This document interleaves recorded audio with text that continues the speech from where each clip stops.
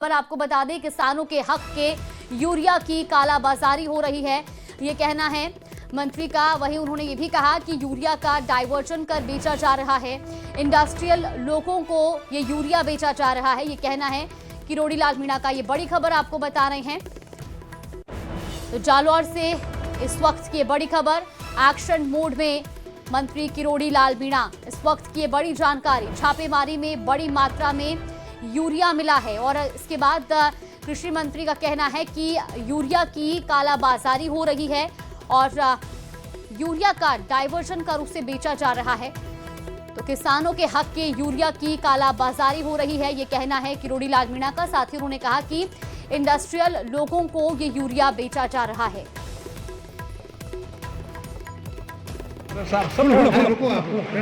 वो यूरिया है और वो पीला कट्टा ही उसकी पहचान है, जिस पर IPL लगा हुआ है। जी ये इसको कोई कंपनी फर्म ना इसको ना IPL ना HURL कुछ नहीं लिखा हुआ। उसको इसमें भर के भेज रहे हैं और इसको बेच रहे हैं महंगे दामों पर। इसको कहते हैं डाइवर्जन। या तो इंडस्ट्रीज में जा रहा है जी, या कोई और दूसरे कामों में जा रहा है, विशेषकर इंडस्ट्रीज में। क्योंकि ये इंडस्ट्रीज वाले को मिलता है 3250 में, 3250 रेट है ना। यूरिया की कितनी है? 17 में ओरिजिनल सब्सिडी के अलावा 1280 है, 1280 जी। तो वो 1280 का माल ये सस्ते में 500 में या 600 में जो कंपनी वाले हैं वो ले लेते होंगे जी। और अब इसी खबर पर ज्यादा जानकारी के साथ संवाददाता रेवा शंकर हमारे साथ चुके। रेवा शंकर, एक्शन मोड में दिखाई दिए हैं कृषि मंत्री, और जो कालाबाजारी करने वाले लोग हैं क्या उनकी पहचान हो पाई है और उन पर आगे क्या कुछ एक्शन लिया जाएगा? जी बिल्कुल, एक के बाद एक जो एक्शन देखने में आए हैं। अभी तक 5 कुल कार्रवाइयां हो चुकी हैं। 6ठी जगह पे कृषि मंत्री खुद जाकर के आए हैं और काफिला जो है अभी वापस यहाँ से दूसरी जगह के लिए रवाना हो चुका है। कई जगह पे प्रतिबंधित दवाइयां मिली हैं, कई जगह पे जो खाद है जो किसानों तक पहुंचनी चाहिए थी, उस खाद को डाइवर्जन करके कृषि जो है औद्योगिक उपयोग में लिए जाने की तैयारी चल रही थी। वहां पे ऐसे जो कट्टे मिले हैं जिनके ऊपर कोई नाम नहीं था और उस खादों को उसमें कन्वर्ट करके कालाबाजारी करके बेचा जा रहा था, जहां किसानों को खाद नहीं मिल पा रही है।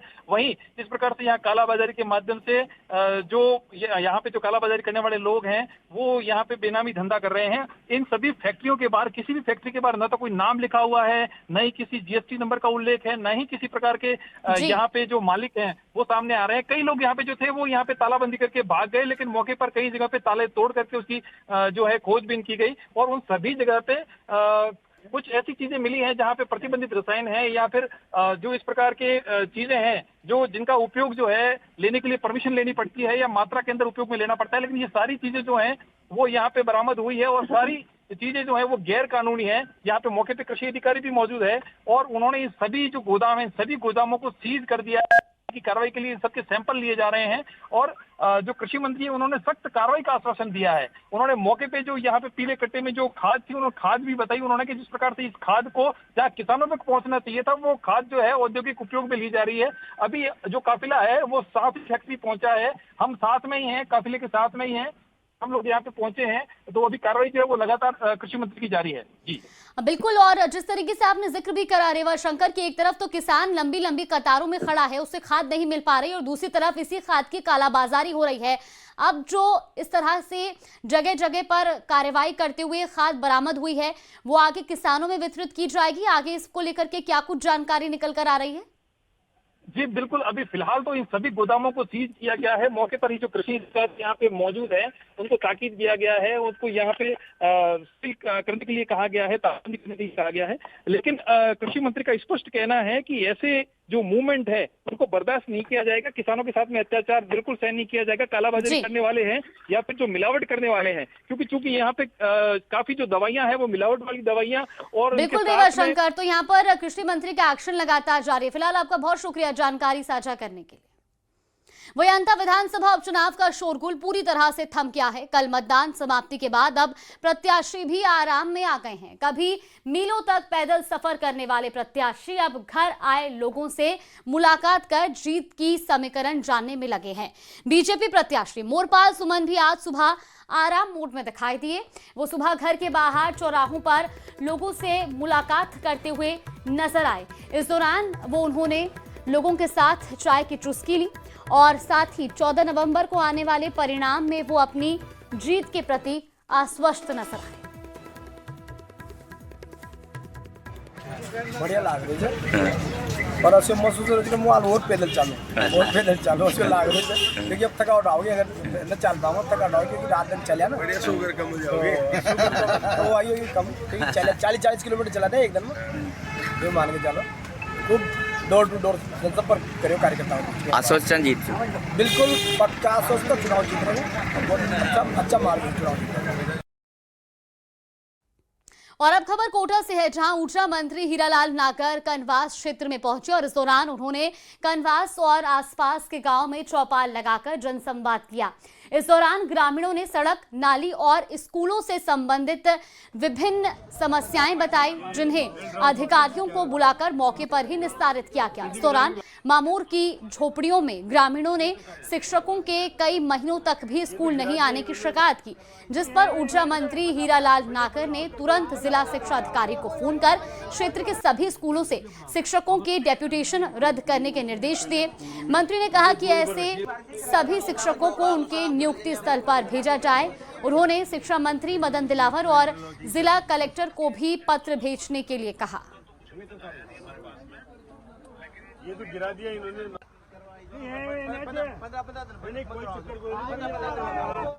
कहां पर है? ऐसे समय में जब देश हर घटनाक्रम पर बारीकी से नजर रख रहा है और ऐसे समय में कांग्रेस के शीर्ष नेताओं की चुप्पी और अनुपस्थिति गंभीर सवाल खड़े करती है। तो अमित मालविया ने सोशल मीडिया प्लेटफॉर्म एक्स पर पोस्ट कर ये सवाल पूछा है और साथ ही उन्होंने कांग्रेस पर निशाना साधते हुए राहुल गांधी और प्रियंका वाड्रा को लेकर सवाल पूछा। अमित मालविया ने एक्स पर पोस्ट में लिखा कि क्या कांग्रेस ये बात बता सकती है कि पिछले 48 घंटे से राहुल गांधी और प्रियंका गांधी कहां पर हैं? और अब खबर अजमेर से। इंस्पेक्टर ने जल्द करोड़पति बनने की चाह में नौकरी पर लगते ही भ्रष्टाचार की राह अपना ली। आरोपी नारकोटिक्स इंस्पेक्टर के लिए रिश्वत लेने की आरोपी दलाल अकरम हुसैन फिलहाल जेल में बंद है। आपको बता दें कि इंस्पेक्टर ने झूठे मुकदमे में फंसाने की धमकी देकर 3 लाख की रिश्वत की डिमांड की थी, जिसे लेने उसका दलाल गया था। लेकिन कोटा एसीबी की टीम ने दलाल को 20,000 नगद और 2,70,000 के डमी नोट के साथ पकड़ लिया। हालांकि आरोपी इंस्पेक्टर डमी नोट लेकर अंधेरे का फायदा उठाते हुए भागने में सफल हो गया था, जिसके बाद से उसकी तलाश जारी है। फरियादी जो है इससे बातचीत ये लोग कर रहे थे और इनको इस मुकदमे में संलिप्त न करने के संबंध में पैसे की डिमांड की जा रही थी। सही में 3 लाख रुपए रिश्वत लेते हुए जो दलाल हैं अकरम हुसैन, उनको मौके से गिरफ्तार किया। अधिकारी जो सीबीएन के इंस्पेक्टर थे हितेश कुमार जी, ये मौके से भाग गए और भागने के दौरान पीछे जो इनके पास पैसे थे वो गिरे और मौके से गिरे हुए 1 लाख रुपए को हमने जब्त किया। केंद्रीय नारकोटिक्स ब्यूरो के इंस्पेक्टर का फिलहाल सुराग हाथ नहीं लग पाया और अंधेरा का फायदा उठाते हुए जो इंस्पेक्टर है वो मौके से फरार होने में कामयाब हो गया। 20,000 रुपए की नकदी व डमी नोट सहित रिश्वत राशि लेते हुए नारकोटिक्स ब्यूरो के इंस्पेक्टर के दलाल को गिरफ्तार करने में सफलता हासिल की है। कोटा एसीबी की टीम तमाम पहलू पर जांच करने में जुटी हुई है। इस मामले में कई और अधिकारियों और कर्मचारियों से भी पूछताछ की जा सकती है। कोटा से न्यूज 18 राजस्थान के लिए ओम प्रकाश मारू। तो देखिए, करोड़पति बनने की चाह रखने वाले रिश्वतखोर इंस्पेक्टर का 3 दिन बाद भी अभी तक कोई सुराग नहीं लग पाया है। 20,000 की रिश्वत लेते हुए हालांकि दलाल को गिरफ्तार कर लिया था। वहीं प्रदेश में सर्दी का सितम शुरू हो गया है। लोगों की दिनचर्या भी बदलने लगी है। सुबह सुबह लोगों को अब हल्की ठंड का एहसास हुआ है। लोग घरों से गर्म कपड़े पहनकर निकल रहे हैं। इस रिपोर्ट में देखिए।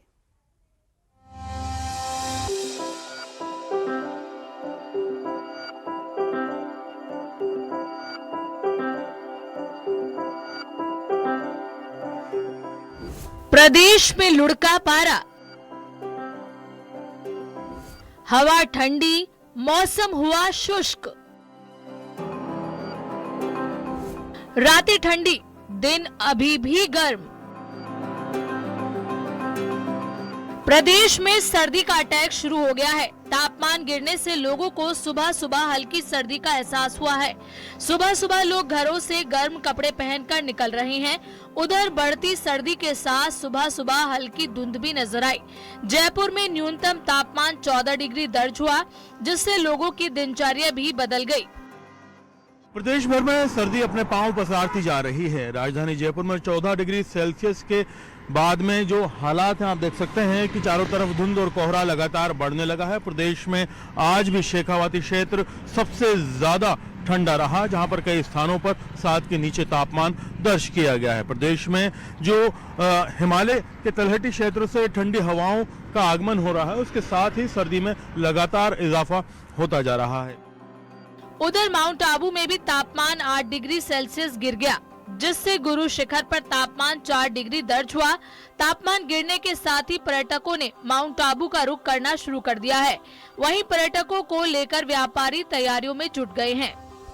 हम लोग यहाँ पे फुल फैमिली एंजॉय करने आए हैं माउंट आबू में। यहाँ का टेम्परेचर 4 डिग्री से भी कम है, लेकिन हम फिर भी बहुत एंजॉय कर रहे हैं। यहाँ का मौसम बहुत सुहाना है। हमें यहाँ पे एसी की भी जरूरत नहीं पड़ रही। यहाँ का एटमॉस्फेयर इतना हमें अच्छा लग रहा है, एकदम कूल लग रहा है। अब प्रदेश की उन जिलों की बात करते हैं जहां तापमान गिरकर 10 से 15 डिग्री सेल्सियस पर पहुंच गया है। जयपुर का न्यूनतम तापमान 14 डिग्री, श्री गंगानगर का न्यूनतम तापमान 13 डिग्री, वहीं चूरू का न्यूनतम तापमान 10.8 डिग्री, जोधपुर का न्यूनतम तापमान 13.8 डिग्री सेल्सियस, बीकानेर का न्यूनतम तापमान 16 डिग्री, जैसलमेर का न्यूनतम तापमान 14 डिग्री। उदयपुर की बात करें तो उदयपुर का न्यूनतम तापमान है 12 डिग्री, कोटा का न्यूनतम तापमान 15.4 डिग्री। उधर श्री गंगानगर में पिछले कुछ दिन से न्यूनतम और अधिकतम तापमान में हो रही गिरावट से ठंड का एहसास बढ़ गया है। पहाड़ी क्षेत्र में बर्फबारी और उत्तरी हवाओं की वजह से तापमान में गिरावट दर्ज की जा रही है और सर्दी का एहसास भी होने लगा है। मौसम विभाग ने भी आने वाले एक सप्ताह के दौरान मौसम शुष्क रहने के साथ ही न्यूनतम तापमान में 2 से 3 डिग्री सेल्सियस की गिरावट की संभावना जताई है।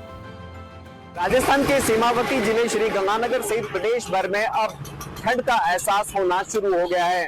श्री गंगानगर की बात करें तो श्री गंगानगर में दिन और रात के तापमान में 2 से 3 डिग्री सेल्सियस की गिरावट दर्ज की गई है। वहीं मौसम विभाग ने आगामी एक सप्ताह के दौरान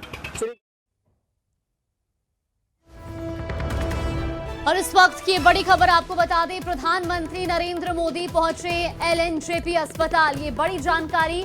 तो दिल्ली ब्लास्ट में हुए घायलों से आज प्रधानमंत्री नरेंद्र मोदी मुलाकात करेंगे LNJP अस्पताल। फिलहाल प्रधानमंत्री नरेंद्र मोदी पहुंच चुके हैं, जहां पर दिल्ली ब्लास्ट में हुए घायलों का इलाज चल रहा है। इस वक्त की ये बड़ी जानकारी, महत्वपूर्ण खबर। प्रधानमंत्री नरेंद्र मोदी आज ही भूटान दौरे से लौटे और अब वो LNJP अस्पताल पहुंचे हैं। फिलहाल दिल्ली से ये लाइव तस्वीरें आपको दिखा रहे हैं। इस वक्त की ये बड़ी जानकारी, प्रधानमंत्री नरेंद्र मोदी LNJP अस्पताल पहुंचे हैं। LNJP अस्पताल में ही दिल्ली ब्लास्ट में हुए घायलों का इलाज चल रहा है। करीब 20 से ज्यादा घायल जिनको LNJP अस्पताल में भर्ती करवाया गया था और अभी वो उपचाराधीन हैं। आज प्रधानमंत्री नरेंद्र मोदी उनसे मुलाकात कर सकते हैं अस्पताल में। फिलहाल PM मोदी LNJP अस्पताल पहुंच गए हैं। इस वक्त की ये बड़ी खबर, दिल्ली से ये लाइव तस्वीरें भी आपको दिखा रहे हैं। तो PM मोदी पहुंचे हैं LNJP अस्पताल और ये लाइव तस्वीरें सामने आ रही हैं। तो LNJP अस्पताल में ही दिल्ली ब्लास्ट में हुए घायलों को भर्ती करवाया गया है, जहां पर उनका उपचार चल रहा है। 10 नवंबर को लाल किले के पास हुए ब्लास्ट में कई लोग घायल भी हुए थे, जिनका अभी भी उपचार चल रहा है और उनको एलएनजेपी अस्पताल में भर्ती करवाया गया है। हालांकि प्रधानमंत्री नरेंद्र मोदी भूटान दौरे पर थे। आज ही वो अपने भूटान दौरे से लौटे हैं और अब वो दिल्ली के एलएनजेपी अस्पताल पहुंचे हैं। इस वक्त की बड़ी जानकारी, दिल्ली ब्लास्ट में घायलों से पीएम मोदी मुलाकात करने के लिए एलएनजेपी अस्पताल पहुंचे हैं। इस वक्त की ये बड़ी जानकारी। तो ये बड़ी खबर आपको बता रहे हैं, दिल्ली ब्लास्ट में करीब 20 से ज्यादा लोग घायल हुए थे, जिनको एलएनजेपी अस्पताल में भर्ती करवाया गया था और उनका उपचार वहां पर जारी है। ऐसे में प्रधानमंत्री नरेंद्र मोदी भी आज अपने भूटान दौरे से लौटने के बाद अब एलएनजेपी अस्पताल पहुंचे हैं और वहां पर वो घायलों से मुलाकात करेंगे। ये बड़ी जानकारी आपको बता रहे हैं। पीएम मोदी पहुंचे एलएनजेपी अस्पताल दिल्ली से। इस वक्त की बड़ी खबर, लाइव तस्वीरें भी आपको दिखा रहे हैं। सुरक्षा वहां पर कड़ी की गई है। प्रधानमंत्री नरेंद्र मोदी एलएनजेपी अस्पताल पहुंचे हैं। इस वक्त की ये बड़ी खबर। तो दिल्ली ब्लास्ट में घायलों से पीएम मुलाकात करेंगे एलएनजेपी अस्पताल में। वो सभी घायल उपचाराधीन हैं जो दिल्ली ब्लास्ट में घायल हुए थे और आज प्रधानमंत्री नरेंद्र मोदी भी उनसे मुलाकात करने के लिए एलएनजेपी अस्पताल पहुंचे हैं।